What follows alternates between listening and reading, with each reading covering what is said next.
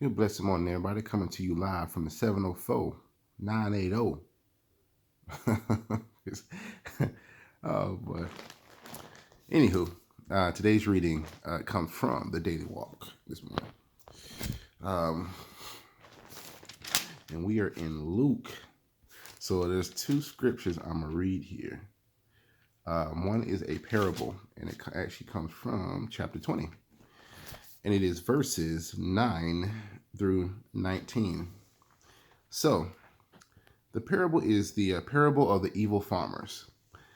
Now, Jesus turned to the people again and told them this story. A man painted a vineyard, leased it to tenant farmers, and moved to another country to live for 7 years, the number of completion. At the time of the grape harvest, he sent one of his servants to collect his share of the crops. But the farmers attacked the servant, beat him up, and sent him back empty-handed. So the owner sent another servant, but they also insulted him, beat him up, and sent him away empty-handed. A third man was sent, and they wounded him and chased him away. What will I do? The owner asked himself. I know, I'll send my cherished son. Surely they will respect him. But when the tenant farmers saw his son, they said to each other, here comes the heir to this estate. Let's kill him and get the estate for ourselves. So they dragged him out of the vineyard and murdered him. What do you suppose the owner of the vineyard will do to them? Jesus asked. I'll tell you. He will come and kill those farmers and lease the vineyard to others. How terrible that such a thing should ever happen, his listeners protested. Jesus looked at them and said, then what does the scripture mean? The stone that the builders rejected has now become the cornerstone. Everyone who stumbles over that stone will be broken to pieces, and it will crush anyone it falls on. The teachers of religious law and the leading priest wanted to arrest Jesus immediately because they realized he was telling a story against them. They were the wicked farmers, and they were afraid of the people's reaction. So I wanted to read that parable and take from it what you will. But I'm going to move on to the next scripture here, and it comes from chapter 21, and it's going to be from verse 15 through 18. And it reads, for I will give you the right words and such wisdom that none of your opponents will be able to reply or refute you. Even those closest to you, your parents, brothers, relatives, and friends will betray you. They will even kill some of you, and everyone will hate you because you are my followers. But not a hair of your head will perish. By standing firm, you will win your souls. So I know there's a lot of people that come up against persecution. This scripture humbled me this morning as I was reading the Daily Walk Bible. All my life I had to fight.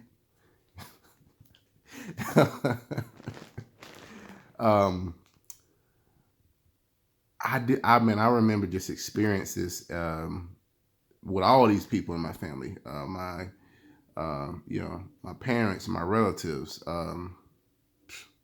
even my spouse.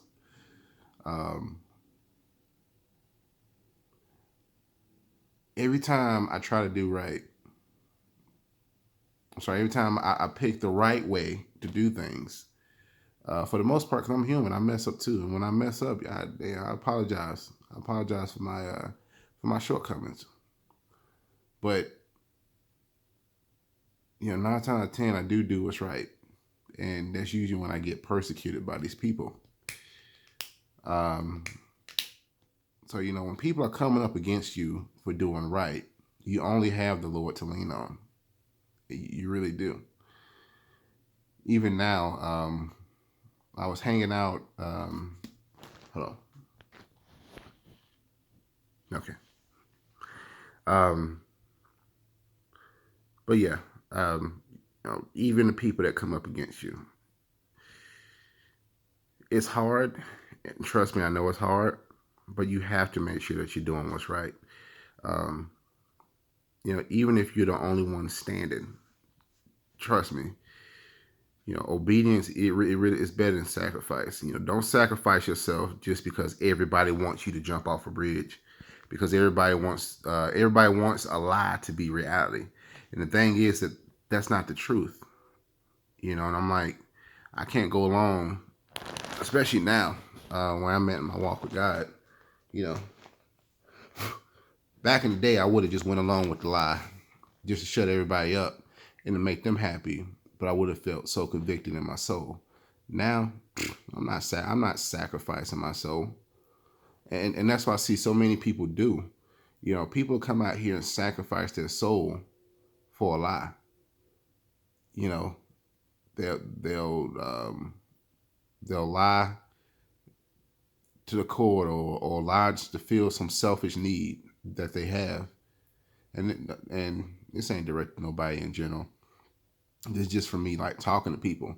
And when I ask people, I'm like, well, why wouldn't you just tell the truth? Why wouldn't you just be truthful about the situation? Because you know the truth. So you would.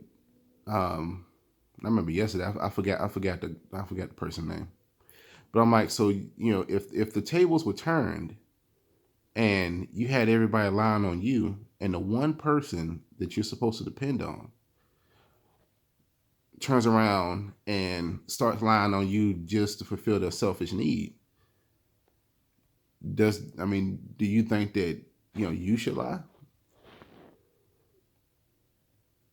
And I'm like, clearly these are questions that you never ask yourself. You never flip the tables, or you don't treat people the way that you want to be treated. You treat people how it fits you. And I was like, you can't prosper like that. You're always going to bear rotten fruit. You're always going to grow rotten fruit like that, because it's built on it's built in fouled soil. You can't grow nothing good like that. So I said that to bring up, treat your neighbors how you want to be treated.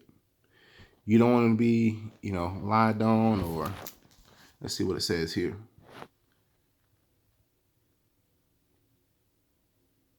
You don't want to be refuted, just like in scripture says here. You don't want to be betrayed. You don't want to be killed. You don't want to be hated. Don't do it to nobody else. Trust me, I can show you, from today's reading, I'm going to give you another scripture. Luke 20, verse 42 and 43.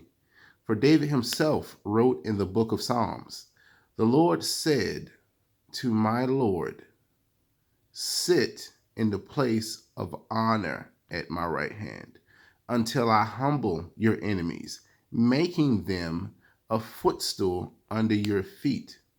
Now, why would the Lord make your enemies a footstool under your feet if your enemies are treating you right? Why would they even be your enemies if they're doing you right? But when you treat them how you want to be treated, when you clothe them, when you feed them, when you take them in when they are poor, this is one of the promises of God right here. Here, another promise is over here. Verse 17, 21 verse 17, and everyone will hate you because you are my followers. Now, because you follow Jesus. Verse 18, but not a hair on your head will perish. 19, by standing firm, you will win your souls.